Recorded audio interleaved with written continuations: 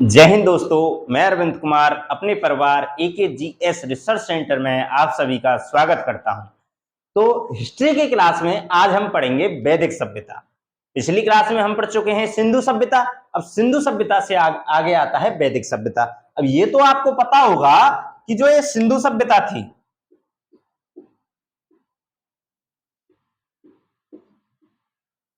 ये जो सिंधु सभ्यता थी, ये आपकी 2500 BC से लेकर 1750 BC, ठीक है। ये तो आपको पता ही होगा, पिछली क्लास में आपने देख लिया होगा। BC मतलब before the birth of Jesus Christ, ठीक है। अब हम चलते हैं वैदिक सभ्यता की तरफ। वैदिक सभ्यता, अब वैदिक सभ्यता क्या थी, कब शुरू हुई थी, अब ये देखिए। तो ये जो वैदिक सभ्यता है ये दो भागों में बटी हुई थी। ये जो वैदिक सभ्यता है ये दो भागों में बटी हुई थी। अब दो भाग कौन कौन से? एक तो ऋग्वैदिक सभ्यता,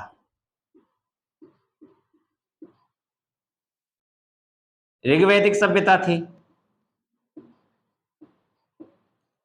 और दूसरा था आपका उत्तर वैदिक सभ्यता।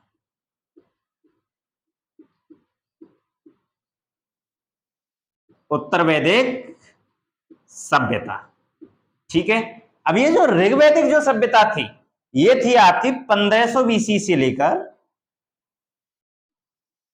1000 BC तक। आ गया समझ? अब जो ये उत्तर वैदिक सभ्यता थी तो ये थी आपकी 1000 BC से लेकर 600 BC तक,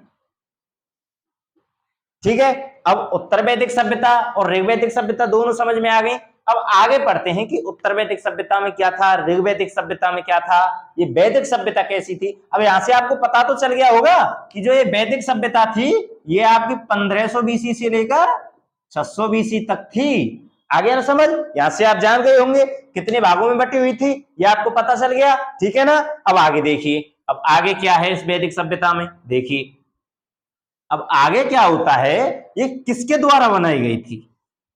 ये जो वैदिक सभ्यता है ये किसके द्वारा बनाई गई थी? तो ये बनाई गई थी आर्यों द्वारा। निर्माण किसके द्वारा हुआ था? तो निर्माण हुआ था आर्यों के द्वारा, आर्यों के द्वारा। अब प्रश्न बनता है कि ये आर्य कहां के निवासी थे? ये जो आर्य थे ये कहां के निवासी थे? तो विभिन्न विभिन्न जो इतिहासकार थे उन्होंने अपने मतों में इनको अलग अलग जगह का निवासी बताया है। जैसे कि इनको मध्य एशिया का निवासी बताया है, आर्यों को मध्य एशिया का निवासी बताया है। किसके द्वारा बताया गया है? तो वो बताया गया है मैक्स मूलर के द्वारा। किसके द्वारा? मैक्स मूलर के द्वारा। तो जो मैक्स मूलर नाम का जो इतिहासकार है उसने आर्यों को कहां का निवासी बताया है? मध्य एशिया का निवासी। लेकिन एक जो इतिहासकार हैं उन्होंने इसको तिब्बत का निवासी भी बताया है। अब तिब्बत का निवासी किसने बताया है? तो वो है दयानंद सरस्वती। किसने बताया है? दयानंद सरस्वती। मध्य एशिया का निवासी किसने बताया? मैक्स मूलर ने। तिब्बत का निवासी किसने बनाया? दयानंद सरस्वती ने। अब एक इतिहासकार और थे बाल गंगाधर तिलक, उन्होंने इसको बताया है उत्तरी ध्रुव का निवासी। उत्तरी ध्रुव बाल गंगाधर तिलक ने कहां का बताया? जो बाल गंगाधर तिलक थे उन्होंने आर्यों को कहां का निवासी बताया? तो उन्होंने बताया था उत्तरी ध्रुव का। तो ध्यान रखना, मैक्स मूलर ने मध्य एशिया का, दयानंद सरस्वती ने तिब्बत का, बाल गंगाधर तिलक ने उत्तरी ध्रुव का। किसके द्वारा निर्माण हुई थी? आर्यों द्वारा, ठीक है। आगे समझ, ये जो आर्य थे, ये जो आर्य थे ये ग्रामीण थे। ग्रामीण मतलब जो इनका रहन सहन था, जो खान पान था, जो बोली भाषा थी, वो कैसी थी? वो आपकी ग्रामों की तरह थी, ग्रामीण लोगों की तरह थी। तो इसलिए इनको ग्रामीण लोग कहा जाने लगा। और जब ये ग्रामीण थे तो इनके द्वारा जो बनाई गई सभ्यता थी वो भी ग्रामीण हो गई। तो ये जो वैदिक सभ्यता है, ये कैसी सभ्यता हो गई? ये हो गई ग्रामीण सभ्यता। तो क्वेश्चन पूछेगा कि जो वैदिक सभ्यता थी वो कैसी सभ्यता थी? तो वो कैसी सभ्यता थी? तो वो थी ग्रामीण सभ्यता। अब जो ये आर्य थे, इनके द्वारा जो बोले जाने वाली जो भाषा थी वो थी संस्कृत। आर्य क्या बोलते थे? संस्कृत। कौन सी भाषा बोलते थे? संस्कृत। तो जो ये वैदिक सभ्यता है, ये इसकी भाषा क्या हो गई? जब बनाई आर्यों ने तो इसकी भाषा भी क्या हो गई? जो आर्यों की भाषा होगी। तो ये संस्कृत भाषी सभ्यता थी। ये कैसी भाषी सभ्यता थी? तो ये संस्कृत भाषी थी। आ गया ना समझ? आ गया। अब एक बात बताइए, जो ये आर्य शब्द है इसका मतलब क्या है? जो ये आर्य शब्द है इसका मतलब क्या है? इसका भी तो मतलब होगा कुछ। तो जो आर्य जो शब्द है, ये जो आर्य हैं, ये भाषा समूह को संकेत करता है। किसको इंगित करता है? भाषा समूह को। भाषा समूह को इंगित करना मतलब कोई विशेष समूह द्वारा बोली जाने वाली भाषा को आर्य कहा गया है। ठीक है ना? तो आर्य किस शब्द को इंगित करता है? किस शब्द की तरफ संकेत करता है? तो भाषा समूह की तरफ। ठीक है, आगे ना समझ? अब आगे देखिए, अब आगे जो ये वैदिक सभ्यता है इसमें क्या हुआ था, अब ये जानेंगे। अब ये तो आपको समझ में आ गया होगा किसके द्वारा बनाई गई थी, और जिसके द्वारा बनाई गई थी वो कहाँ के निवासी थे, किन किन इतिहासकारों ने उनको कहाँ का निवासी बताया, ये तो आपको पता चल गया होगा। अब आगे देखिए, अब आगे क्या है? तो आगे अब जो आता है, इनका आता है प्रशासनिक इकाई।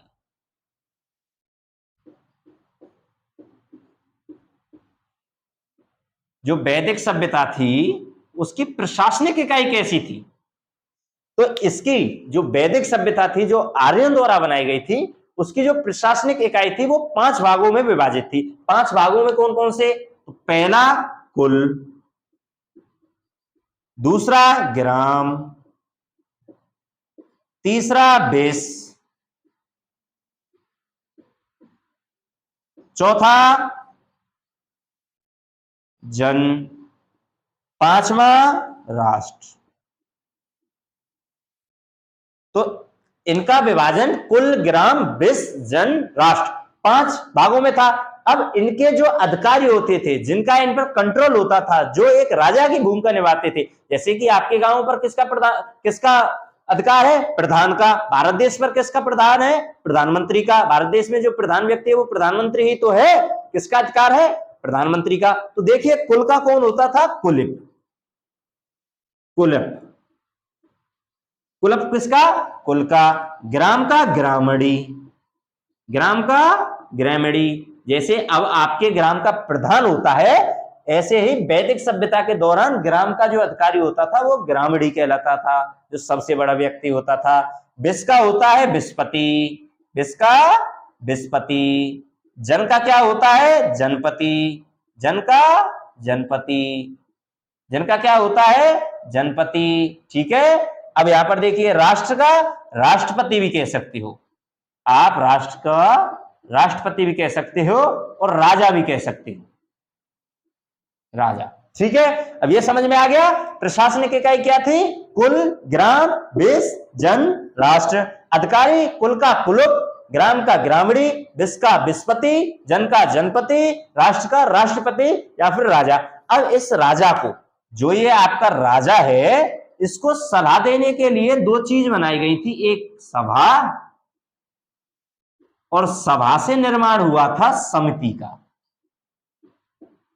सभा तो आम इंसानों की थी, और आम इंसानों में से विशेष व्यक्तियों को छांटकर बनाई गई थी समिति।